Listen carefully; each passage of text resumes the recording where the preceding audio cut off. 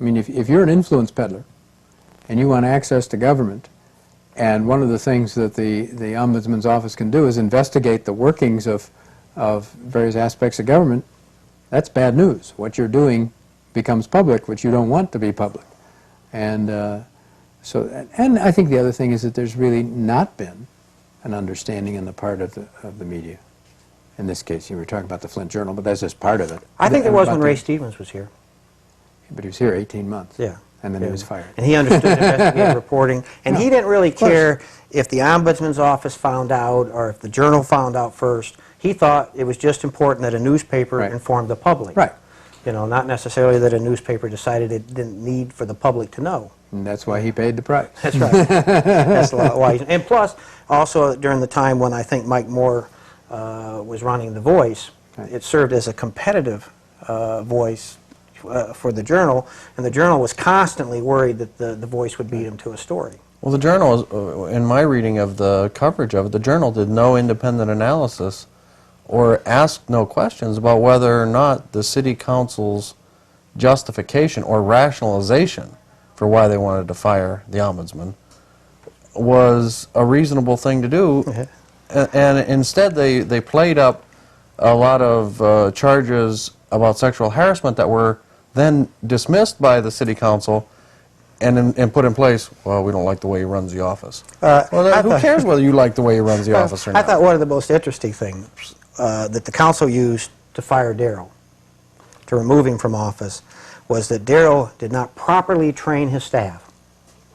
Well, we can look at some of those examples. His staff, his deputy, was Ramona Sane, and she hadn't been there very long. And I'm not sure if that was the only person they were talking about. But then one of his chief investigators, Barbara Dett, I hired her. And for some reason, she appeared to be able to do her job for the 6 years I was there. I'm sorry, Joe Dupsa hired her. She was there prior to me being there. You know, 6 years with Joe, 7 years with Terry Bankard, and all of a sudden she wasn't able to do her job. Maybe the Journal didn't realize that you guys were such poor trainers of staff, and they only noticed it when it was Darrell Buchanan's turn. Joe Ballou. Terry Bankard hired him. You know, so why would you hold Darrell accountable for Terry? Debbie Milling, secretary for the office, I hired. And she stayed there the 6 years most of the time I was there. The 7 years Bankard was there. And all of a sudden there was some problem with training when Darrell Buchanan comes in. You know, I don't understand that. Rose Pfizer, you know, the other clerk, I hired her. Now she wasn't there very long, but she was hired and trained during that time period. You know, and then she's back, and now all of a sudden there's a problem with how he trains his staff. You know, the Journal could have told the public those things. That wasn't something that they should have looked in. But it's easier, and I used to have a lot of problems when I was, especially after Ray Stevens left, because most of their articles was based on someone would say something and then I would respond.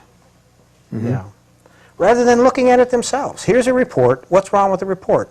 Not once in the 10 years I was there, 3.5 with Joe. Well, almost 10, and 6 with myself, did the Journal ever say we were wrong? You know, recently they talk about the politics in the office.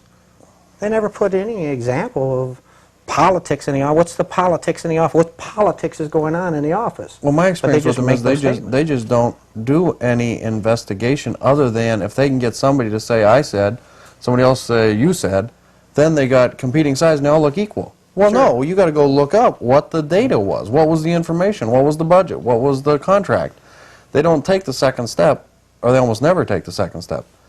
And the Journal was particularly egregious in this situation because it's specifically in Flint, but the broadcast media didn't do a much better job. No. We'd have, a number of examples where we'd do an investigation, and just like you said, there would be nothing in the newspaper that would talk about any of the facts of the case, but it'd be a case that may go to the Attorney General or some other higher agency. They would agree with us, tell the people they'd have to pay it back, and they'd turn it into some local personal dispute and ignore the fact that the Attorney General may have made some agency pay the money back. Or another agency would have said that just like we had said, you illegally use that money for that purpose, and you have to find a different way of funding it. It was always turned into, well, he don't like the police department. Yeah. You know. Well, I think there's another thing too, and maybe that's a contribution to a factor, you know, of the bad state of press that the Ombudsman's office gets.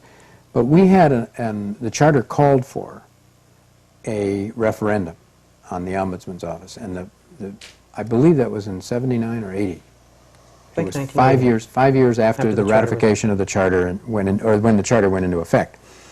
And so in 1980, there was a citywide referendum, and I remember we who were, you know, involved with the Ombudsman's office were concerned that we were really going to have tremendous opposition. And of course, the very people who had the most to benefit from the Office of the Ombudsman came out in droves. And I was mentioning before the show, we had the most clever bumper sticker ever created in the city of Flint. It said, vote yes on the Ombudsman. Somebody's got to watch him. It was a great slogan. The best the police could come up with, and it was on all their cars in their homes in suburbia, was dump Doopson. Yeah, but again, it turned into a personal. personal Now, campaign. yeah. Not informing the public. We were overwhelmingly want, hands down, you know, and minority community, poor people and so on, in the city turned out and supported the office. But that's been a long time ago. And you know, to some extent, you know, elections do confer a mandate on even an institution like that. And when you don't have something built in to do that, again, those very people, by its very nature, the Ombudsman, although it may serve, you know, several, maybe even several thousand a year, it can't serve everybody in the community. And so people aren't reminded, and they get, you know, the office gets dumped on by the media and so on. And it gets further and further away from the average person's mind. And you run Well, into trouble. especially if they're using the Journal as their source of information as to what. Well, and the a lot of function people do, the or the office- local other TV media, that kind of thing, sure. And another thing to remember in that election, it was a general election, a November general election. Right. Not an election, a special Not a election, special one. a June election. Where they can Big get 3% of the population Yeah, out. And they won't do that again. No, because, you know, if you have one of the smaller elections, Yeah. you can key in on things. And in some precincts in the city of Flint, the office passed in the 90%. You Yep. know, Do you think that the fear of the investigation of the police is, or the dislike of it, is greater or not appreciated in the white community as opposed to the black community in Flint? That the black community may have a greater insight into why you have to pay greater attention to the police? I think it's more of an income level. Oh, yeah? You know, when you look back at it, Mm-hmm. you can pick up some numbers related to that. But there are communities, white communities, that overwhelmingly supported the Ombudsman's Yeah. office also. So it's by, And they were poor, Yes. right? I so mean, it's by class that you're saying? yeah, it's a or- real or class income? issue. You know, And because if you Well, they're not going to go knock around people on Miller Road. of course. No, No, and that's basically it. obviously that's right. Poor people get in trouble. They get in trouble because, you know, they get picked on because they don't have attorneys, they don't have connections, they don't have this and that, and if they have problems, or even if they're getting in trouble, not just necessarily with the law, but in other things, you know, it was obviously the water department case. Poor people were really getting their meters misread. It wasn't until they hit somebody in our neighborhood, you know, where the water department made a mistake. And when you picked up the phone and said who you were, they, ooh, ooh, ooh, ooh, ooh, you know, they made a big mistake. But I think that was another case. So you could see those class dimensions even on something, you know, like water. Well, it's no joke, though, when they shut your water off. Yeah, but they were 'Cause- giving readings of hundreds of dollars. I mean, Yeah. Thousands. yeah, that's right. Some of them were thousands. Sure. You know, which would have been impossible for anybody to use that much water. But they would in a time negotiate with period. them what the payback is, even though they say we couldn't possibly do it. Well, it says you did. Sure. Yeah, that's what the paper says. You know, you did it. You know, and you could basically write down, "No, I didn't," and say, "Yeah, I see. It says no, I didn't." You know, and it was as good as their paper. You know, but basically that's what they would use. Is that's what it says. You know, and it was. That's what they had written down just before they had come in. You know, and that was their example of the citizen was wrong. And And for the most part, city government works, and most people do their jobs. But when it falls down, it's very, very difficult, Yeah. in a sense, for you to fight City Hall. And until you've had the City Hall drop on you and all the resources they have available, and even yours, they use your tax dollars to go after you. A lot of folks don't really realize how awesome that power is and how hard it is to get off you. Right. If they charge you with something, you better spend $10,000 to $20,000 to make sure you don't go to jail. Yeah. And Yeah. they're going to use their resources to put you in jail. Yeah. So, I think there's another question too, and we keep talking about the police, and certainly the police, have been one of the principal opposition to the office over the years, and especially in the maybe it's still true, I don't know, but in the early days they certainly were. But and a lot of people, better off, well-off people, considered that an attack on the police. But by and large, the police come in for maybe check me if I'm wrong, but a disproportionate share of the observation of the Ombudsman's office, because they're one of the few agencies in City Hall that interacts with the public 24 hours a day, 365 days a Sometimes year. lethally. And sometimes lethally, yes, and usually not in the pleasant form of a crossing guard for your kids. I mean, the nature of the job. That's not to cast aspersions on the police on this point, but Sure. they are the guys that have to enforce the law, and And I think, what you're saying, if you looked at how much time the police spends with the public, we really didn't have a lot of police complaints. right. Compared to some other agencies that hardly ever have contact with the public. So I think it's, it occurs that way, and also the history. Yeah. The history of it, it was developed to investigate the police. Right. But inside the people police used to department, do I mean, that. wasn't that Richard Sure, Dix's function? sure, they were police officers. And Joe Dupes' function Sure. in the police Yes, department. they were police officers. Two police officers that their whole job in the beginning was just to look at the police department, and it started to expand. As a city manager found it successful, started having it look at more and more things outside the police department. I think there's another element too. We're talking about the police, and that is in those days, in the 70s and early 80s, the police department was undergoing tremendous transformation. From a department which was from the old day, the leftover, which wasn't very professionalized. Some of them, some police officers got jobs, patronage, and all this, to one which is more like a civil service operation, right? And the requirements to get in, and then the training. And of course, people who weren't here in Flint or have, in this later period, or don't remember that, the use of deadly force was a pretty wild thing Sure. in Flint, and it had a lot of abuses. And of course, a lot of that retraining and national attention was focused on the police force. And the Ombudsman's office was in the middle of that, which means that they were looked on more favorably by those who were adversely affected. Joe started basically his tenure with two police officers shooting each other in the back of the police department. Yes, I remember Madam that Fletcher. case. I remember that case. And, When I first got to Flint, for a number of years, Flint was written up as the city with the highest police homicide rate. That is, police killing civilians. Yeah. And it was kind of a shoot-'em-up atmosphere. But there's been a great change in terms of the makeup, both ethnically and by gender.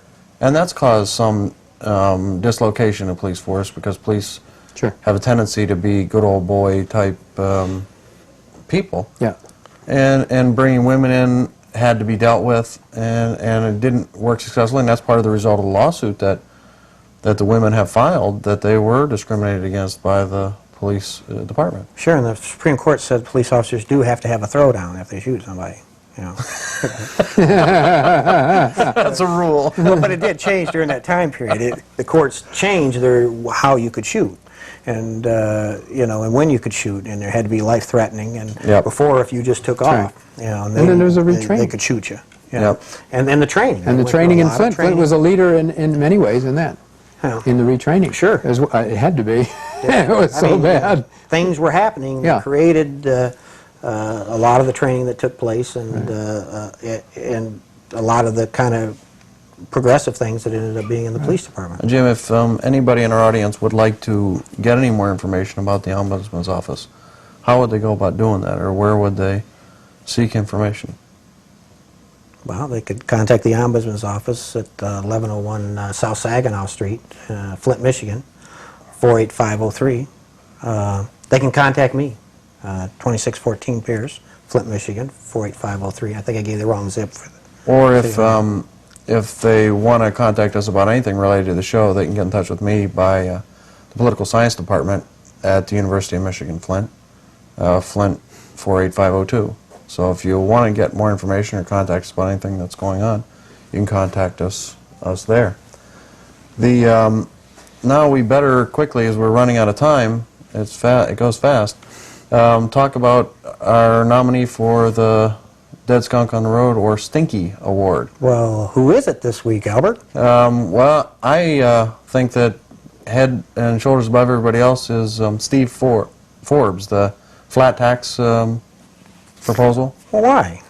He's proposing a flat tax for everybody else, but the flat tax that he's proposing excludes income from capital gains and interest, and those are where he makes his money. Oh, we won't have to pay taxes anymore? No, you will, and I will. He won't. Oh, well, I think that plan stinks. Well, and middle income earners are the ones who are really going to get burned on this one. You know, the fat cats will walk again, as usual, because of course they get all their income from stocks and bonds. And Well, don't you get all yours from that? Capital gains and let's interest? see, there's 20. They make me work.